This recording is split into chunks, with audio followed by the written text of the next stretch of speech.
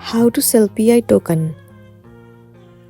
The very first thing you want to do is to head over to any of the web browser, and then in the search bar, you need to search for htx.com. In the HTX, you must have a PI network token. So you simply have to launch the HTX, and then you need to log into your account. Well, once you have been logged into your account, you need to select the buy network, and you need to come to its start. Over here, if you scroll down a bit, you'll find the option of buy and sell.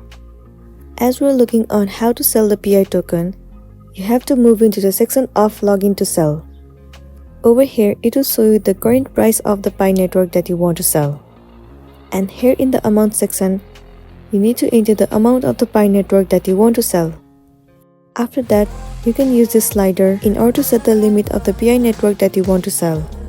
After that, in the total section, you will get to see the total amount of USDT that you're going to receive. Once it has been done, click on login to sell. After that, you'll be good to go. So that's it, and this is simply how you can sell PI token. Make sure to smash the like button and consider subscribing if you found this video helpful. We'll see you in the next one.